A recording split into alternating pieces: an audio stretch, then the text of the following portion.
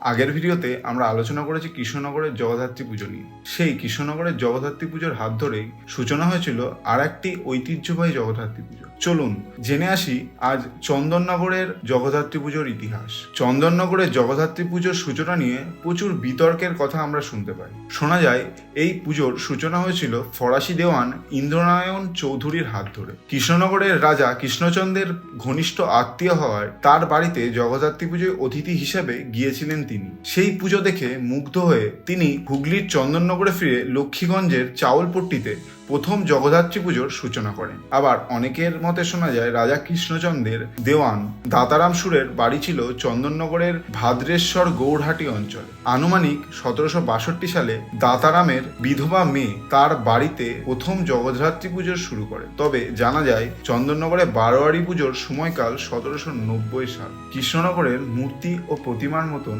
আলোকসজ্জা চন্দননগরের জগদ্ধাত্রী পুজোর নিজস্ব গর্ব। আর দশমীর দিনের শোভাযাত্রা হলো এর মূল আকর্ষণ। আগে শোভাযাত্রা পুতুল নাচ, সংসাজের জন্য বিখ্যাত ছিল। এখন পৌরাণিক কাহিনী ও আধুনিক সমাজের বিভিন্ন প্রতিফলন হয় এই ট্যাবলোতে। অজস্র মানুষ ভিড় করে এই শোভাযাত্রা দেখার জন্য। জগদ্ধাত্রী পুজো কার, কৃষ্ণনগরের নাকি চন্দননগরের, এই নিয়ে বিতর্কের কোনো শেষ নেই। তবে জগদ্ধাত্রী পুজো বাঙালির কাছে একটা ঐতিহ্যবাহী উৎসব, তা নিয়ে কোনো সন্দেহ নেই। আপনারা কমেন্টে জানাবেন আপনাদের কাছে শ্রেষ্ঠ জগদ্ধাত্রী পুজো কোনটি, কৃষ্ণনগর নাকি চন্দননগর।